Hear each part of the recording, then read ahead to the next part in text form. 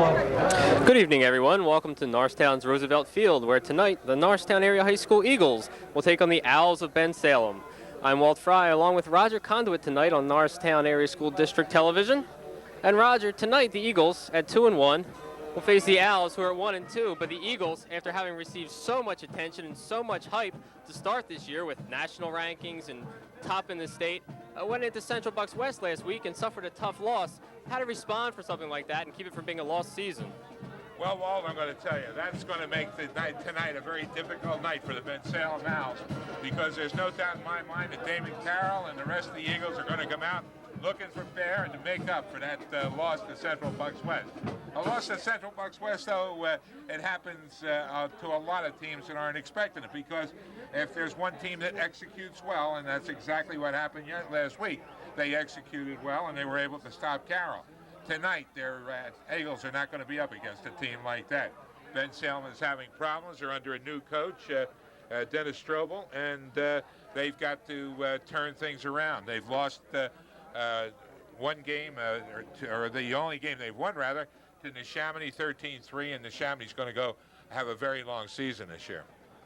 Well, certainly you mentioned Damon Carroll, and that's where all the attention has been centered this year. Damon's done his best to downplay that attention, say it's a team game. We certainly saw that last week when he was held to 30 yards against the Bucks. But certainly Carroll is something special to watch and one of the top runners in the state. Right now we're about to prepare for the coin toss. They're not going to have too much trouble freeing up Carroll tonight. You have a couple of good linemen who can do it. I was talking to Roger Grove before the season began, doing a preseason preview for the Intelligencer record up in Doylestown. And he said that there's a couple of linemen, big linemen up here that can open up the holes in the line. And tonight, against Bensalem, they should have absolutely no trouble in opening up those holes and freeing up Carroll for the big runs. Yeah, and certainly Norristown, no stranger to the tough competition of Suburban One League National Conference, what they call the Power 10. That's right. And this year we seem to have some new top teams. Central Bucks East has moved into the top echelon of the Power 10. In fact, I have my own theory. I still think that we have a good chance of a three-way break for the title at the end of the year. I think that, first of all, the next key is Norristown beating Central Bucks East, which will be no easy job 2 weeks from tonight. And then after that, Central Bucks East rebounding off of that and beating Central Bucks West on November the 4th, the final game of the season. That will leave 3 games with 1 loss apiece and a 3-way tie for the Power 10 title. And here Norristown has won the coin toss. They will elect to receive and will be coming from the left to the right. And certainly we have seen teams this year kick away from Damon Carroll, and we'll see what Bensalem elects to do. Last week, I'm excited. Well, I'll be very honest with you. I heard that he ran 92 yards on a kickoff return against Central Bucks West in the second half. The only touchdown the Eagles got. When I look at that and I look at runs of 65, 70, 50 yards, I'm excited. It's been a long time since I've seen a back like that run like that. Yeah, well, Damon Carroll does have 6 touchdowns this year, and none of them under 50 yards, so he certainly is exciting. And that touchdown you mentioned against Central Bucks West, they kicked away from him all day, and the one time he got the ball, that's how he hurt them. So, speaking about Pennsbury, I see Larry Green entering our grandstand here, so he's here to look at the game tonight and take a good look at the Norristown Eagles. So you're drawing a very discriminating crowd tonight. With everybody playing on Friday, I would expect there'll be quite a few coaches here tonight. I gather that's Carroll down at the deep man at the 5-yard line.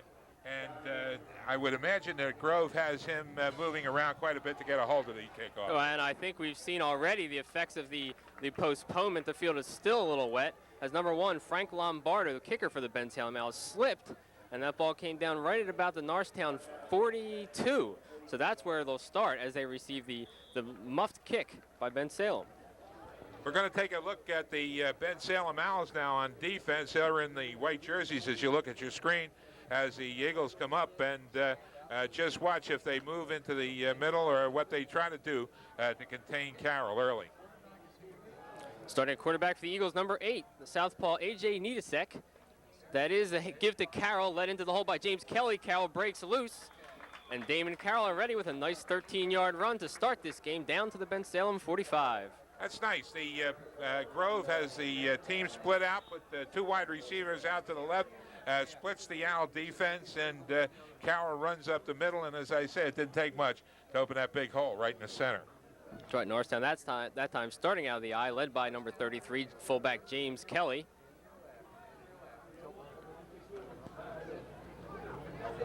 Niedasek set. They give to Carroll again, this time right up the middle. And Damon Carroll struggles his way for about 7. It'll be 2nd and 3. If that's called struggling, Walt, Bensalem is in for a long night. There was a big hole that opened up. That way he put the receivers out. But watch that Bensalem defense. Strobel is only putting 1 man on 2 wide receivers. And I don't know whether Norristown has a passing attack, but that certainly 1 man cannot cover 2 receivers out there. So it releases 1 for passing on the sideline. Well, Roger, A.J. Niedasek this year, 7 for 27, with probably too many interceptions, but has shown a strong arm. And Norristown has, and is now right now he calls timeout as he doesn't like what he sees. But Norristown has shown a tendency to throw a little bit on situations where they don't necessarily need it to try and pick up some more yardage and rest Damon Carroll. Well, sure, and not only that, but they're going to, by throwing out there, they're going to keep a defense honest. A classic example was the play immediately preceding this timeout when the Owls put only 1 man on 2 intended receivers or 2 wideouts here on the near sideline. You can't do that. If a man can pass and he's working a good percentage, and certainly that is a good percentage, then you certainly have to leave. You have to pay more attention to those wide receivers. Well, we'll see if Norristown recognizes that and decides to test them. Again, Niedasek, the southpaw, senior quarterback, and he has shown a strong arm this year.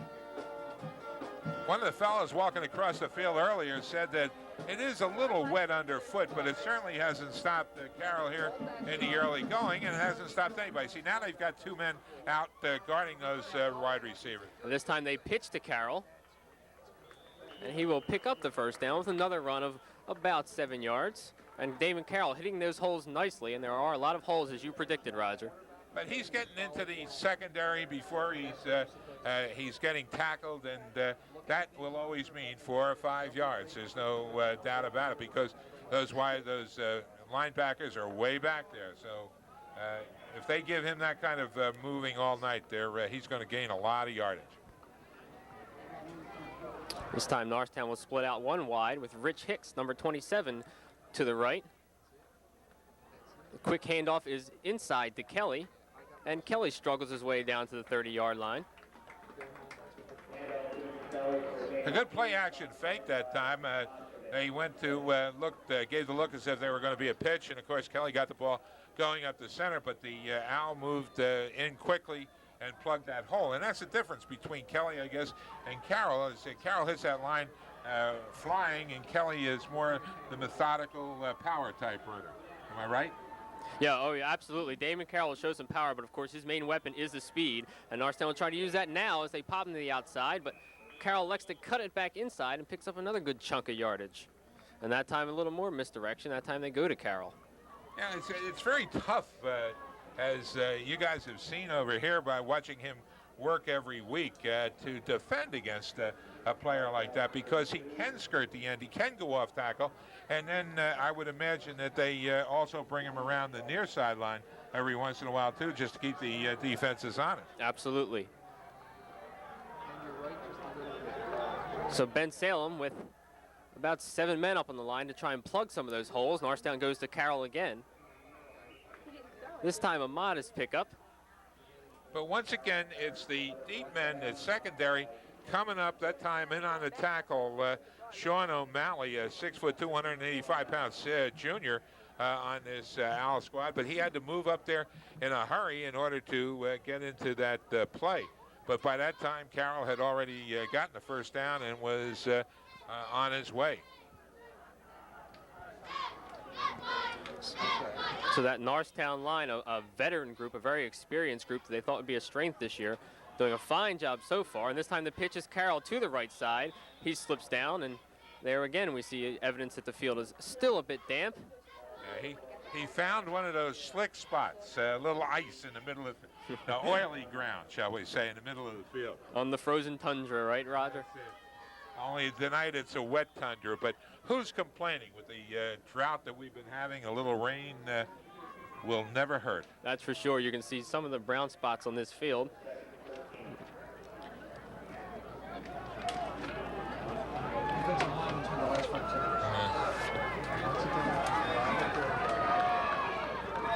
Norristown on 2nd and 13. This time they go to Lofton Thompson. Nobody watching him out here. He tries to turn the corner, and it's bumped out of bounds at around the 4-yard line. So Norristown using one of their other backs, Lofton Thompson, for a huge gain down the right sideline, and Norristown will have 1st and goal inside the 5. Thompson's a little fast, too. Got out there in a hurry that time and made it around the corner. As they come down now for a goal line stand, watch number 66 in the middle of the Bensalem line. Moskovitz, Darren Moskovitz has made 5 tackles now in the first several plays, so he's one of their keys up front. And they try to go to Carroll at the middle. This time it's their other big play guy. That's number 50, John Knowles, who gets to Carroll before he can pick up any steam, and he's brought down for about a loss of 1. It'll be 2nd and goal for the Eagles. This is where the going gets tough and the tough gets going. So if we can use that cliche, with only 5 yards to defend, the linemen and linebackers are pretty much very friendly with each other. Not too many people in between them. So this is where they're going to have to spring out to the sideline. Well, you might look for Norristown to go off that left side behind number 66, Jeff Fiss, and this time they try and get Carroll the outside. There's a big hole. He cuts it back for the touchdown. Damon Carroll with his shortest touchdown run of the year, but a very effective drive for Norristown as Carroll takes it in from 5 yards out, and the Eagles will lead 6-0 with 6:46 to go in the first quarter. The thing on that, and not with the exception of the run by Lofton Thompson, the Eagles did not use the right side or the right end of their line at all. They were going mostly up the center and off the left side. Well, that left side is where number 66, Jeff Fiss, lives. And Fiss, one of the best linemen in the state this year. Roger Grove calls him the best he's had. This time the snap is fumbled as it was low. Needesek couldn't pick it up, and Norristown fails on the conversion, so it remains 6-0. This is something the Eagles are going to have to adapt to. I don't know whether they've been having this problem right along, but that was a bad snap, and you saw what happened. They're going to have to get their point afters down, especially if they're going to have any more close games. Yeah, well, their kicker, sophomore Albie Morano, has been very consistent for Norristown this year on the extra points. Morano has 6 extra points out of Norristown's 7 touchdowns and 1 field goal this year, but that time never got the chance to get it off. And we'll have our first look at the Norristown defense. I covered a game last night, Walt, Central Bucks East and Council Rock, a 9-2 game. Where I came in here, told somebody whether they playing fall baseball up there. But the soccer team captain won the football game with 3 field goals of 36, 26, and 21 yards. And as long as I can remember, it has been that way in Norristown. Some of the better soccer players you'll see on the football field kicking on Friday and Saturday nights. That drive covered 10 plays, covered 58 yards in 10 plays, and took 5 minutes and 14 seconds. Carroll carried on 8 of those 10 carries for 35 yards and the touchdown. We want to thank our friends here from Bucks County Courier who are giving us statistics like making us really look smart. That's for sure. It's a big help. Now Morano to kick off. It's number 21, Mark Hackney, deep. Ball squirts through, and Hackney will pick it up, try and find some running room up the middle, and he squeezes through what wasn't much room, and out of sort of a muffed return by the Owls, a pretty good result at the 35-yard line. Those muffed returns can spell trouble with a capital T. Everybody is gearing, everybody sees that ball, just that much of a delay throws the entire special team off on their coverage, and he's able to pick up some extra yardage. That time, he was fortunately brought down at the 35, but had he broken that tackle, there was nothing but open space ahead. So we have a look at the Bensalem offense starting out of the power I. Ted Minibach at quarterback for the Owls, and we've seen him throw a good bit in earlier games, and he's going to start off throwing this time. That time down the middle. The catch is, looks like it was made. Yeah, the catch made down there. A fine catch by that Bensalem receiver. Looked like maybe number 83 on that reception, Charles Maddox. That was amazing. I thought he was on the ground and trapped the ball, but certainly the official has a better look at that than we do up here, and it was a completed forward pass. That's right, Minibach in a game this year, something rare for high school football. Minibach 10 for 31 in passing. That's a boatload of passing attempts. So now the Owls 1st and 10 at midfield. This time they hand off up the middle, and to meet him right there is number 30, that's Will Gant. Switched to nose tackle this week to try and shore up the Norristown line, and Gant, a nice play for a 3-yard loss. Gant was having none of that. He was not fooled with that play at all. He was up over the center faster than the Owls could ever expect him, and had the man in the backfield. Nice loss on that play. Well, Will Gant manning the nose at 6'1", 180, and he is quick to shoot those gaps as Bensalem tried the quick hitter, and now have 2nd and 11. Clock running down to 5 minutes in the first. This time they throw quickly to the outside. That passed a little off. I'm telling you, I think Norristown is going to really move out of this game, as they already have started with going to first series. They were a nationally ranked team, and they don't want to give that up. They want to prove that to everybody now that loss to Central Bucks West was a fluke, and I expect them to do just about everything tonight. We're seeing their defense is operating now, 3rd and 11. Norristown will leave one man back deep as Minibach this time hands off. And not much there either. Looked like number 54, Roisin Rara Lusain in there to make the tackle. He plugged up that hole right at the line of scrimmage. He was not getting any place. Picked up maybe a yard and a half on a play. It's 4th down and 9 now. But that's a classic example of what I was saying. Central Bucks West ran over them last week. That defense is out here to prove tonight that was not the normal play. So number 28, Chris Aversa to punt for Bensalem. It's a high snap, and we have flags before the play. Dead ball foul. That has to be a procedure penalty. So let's keep an eye on the referee. We'll get the call for you, and it will push Bensalem back some. That's what it was, procedure. It'll push them back 5 more yards. Now instead of 4th and 9, they're going to have 4th and 14, and that's even worse. They're going in the wrong direction, Walt. They're supposed to go the other way. That's for sure. In this Norristown offense, you don't want to give any yards to. And back deep for Norristown are number 2, Damon Carroll, number 27, Rich Hicks. If he doesn't kick to Hicks, I'll be very much surprised. Well, he is going off to the right side to Hicks. Hicks will let it bounce and rolls right to him. He picks it up, tries to come across the field, and he's smothered there by 4 Owls.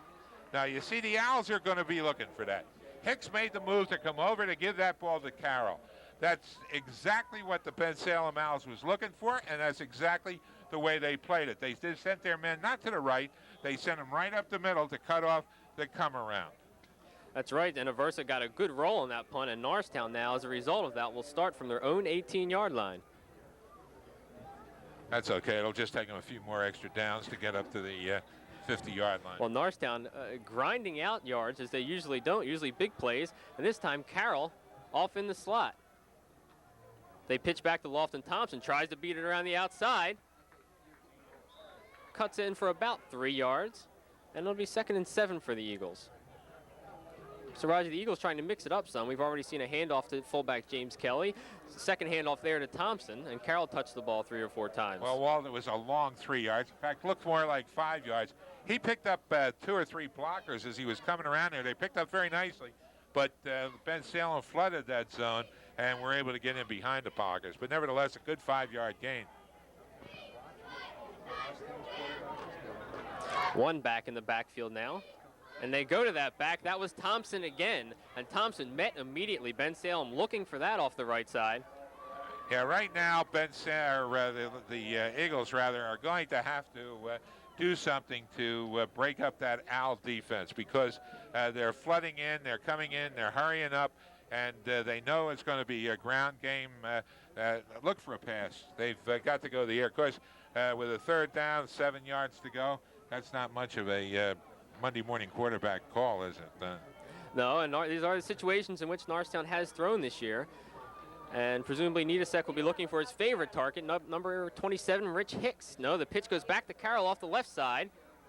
Carroll fighting his way towards the first down marker. And he's going to be close. He's going to be about a yard short, I would think.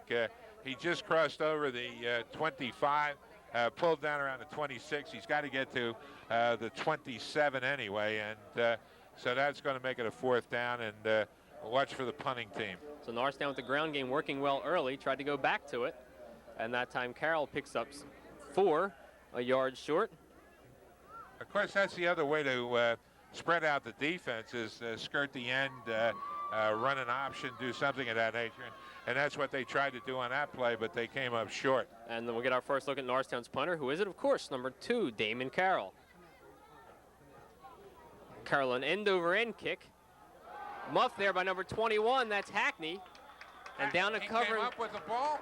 He came up with it, but down to cover him quickly was number 25, Kevin Burke. They're giving him the recovery back at the 41-yard line. It's going to be Norristown's ball. A good heads-up play there by that man coming down the field.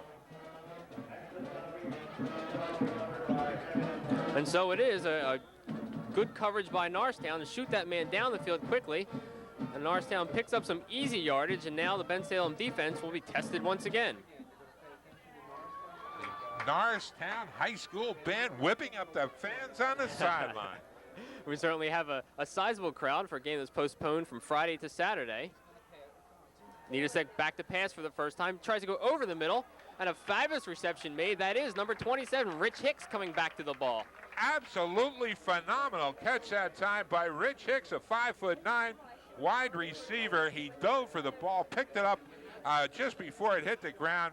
That was all Hicks on that play. And it looked like that time the Bensalem defender was going to slip in there, but Nidasek, a good throw to the outside as Hicks came back to receive that ball. Norristown will have 1st and 10 from the 30. A minute, just under a minute left here in the first period. Norristown out in front 6-0, and look at him go. There he goes again, Walt. And as you know, once he gets by, he'll break a couple tackles, and he won't be caught. So Damon Carroll goes in from 30 yards, and just like that, Norristown is up 12-0, and that's the quick touchdowns we've been used to from Norristown. Breaks a tackle at the line of scrimmage, picks up, cuts off to bypass another tackler, and then it's bye-bye birdie as Carroll goes flying into the end zone. And Damon Carroll, we all know his world-class speed, but no small back and certainly very slippery, helps his durability. It's very tough to get a clean shot in on him, and that's what you saw right there. With 48 seconds remaining, they're up 12-0 here in the first quarter. And so far, it's looking like Norristown is taking out their frustrations from last week on the Owls, and the Owls helping them out, and Norristown will go for 2 to try and make it a 14-point lead. Nidasek rolls out left, tries to cut back, slips down on his cutback, and is covered quickly there by number 28 for the Owls. That's Chris Aversa. So it'll remain 12-0 with 2 touchdowns from Damon Carroll. In the meantime, let's give Frank Williams an Oscar for Best Acting Award at this game. He comes out over there as a wide receiver on the right, comes all the way over to the sideline almost.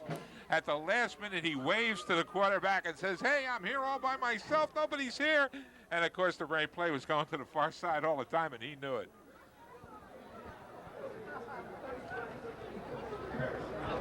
Well, that was quick. 48 seconds left. 2 touchdowns within, when did they score that first one? It was 6 minutes 6:46, so they've been about 6 minutes apart. Yeah. And Norristown certainly showing no signs of slowing down and no signs of being tested so far by the Owl defense. So Morano will kick off from his 40. I've come up with a theory, Walter. You see the Norristown cheerleaders working down there in front of the folks. I think that the cheerleader is a misnomer. They're now cheer demonstrators, and we're going to go. We're going to start a whole new nomenclature. So you're not seeing the crowd following. Is that what you're getting at, Roger? They're not leading anything. This time the kick off to the right. Number 21, that's Hackney, picks it up for the Owls. Tries to come back to the middle of the field, and he's met there by 3 Eagles. I told you on that last drive that it was just that the Eagles getting the ball back at the 17-yard line just meant it would take them a few more plays to get up to the midfield stripe. Well, altogether, they covered the 83 yards in 6 plays, took 3 minutes and 31 seconds, and of course the big play was the fumble at 37-yard punt, and that we know what happened from there on out. That's right, and the man who recovered that was number 25, Kevin Burke, also the man leading the charge on the stop that time. So the Owls will start from their own 15-yard line. 27 seconds remaining in the first quarter. Minute back, 2 back set in the eye behind him. And we'll hand off again. This time, little yardage up the middle as the Norristown line caves in on the Bensalem runner. Everybody's afraid to throw when they're back with their backs against the wall. But if that's the case, and Bensalem isn't going to throw, if they're going to try the center of the Norristown line, they're going to find it 10 yards very difficult to get as the end of the first period comes to a... That doesn't make sense as the end of the first period comes to a close. Just the end, that's right. It's definitely the end. So they will switch sides, walk the 70 yards to the other side of the field with Norristown leading 12-0. I understand you were a coach at a soccer game this afternoon. Did your team win? No. Unfortunately, we had the bye. About it then. We had the bye last week, and well, we have to talk about it. I have to have some excuse now that you brought it up. We had the bye last week, and our first game this week, lacking a little bit of experience and togetherness, but not to fear, we will rebound just as it looks as Norristown has tonight. Now, what team is this that you coach? It's in the Norristown Recreation Department. The ages are 12 to 15. That's good. Good age. They're coming about. They're in junior high. They're going to be the stars of the future, right? Well, it's certainly a large mix of talent with 12 to 15-year-olds, but Norristown showing a little resurgence in soccer in the past few years, led by Norristown head coach George Lazarowitz. And certainly Norristown could use another sport in this town, and we've had some of the teams in the past few years to really create some soccer excitement. Well, you mean another fall sport? Another fall sport. I have a funny feeling you play a little bit of basketball over here, too, don't you? Yeah, Norristown's been known to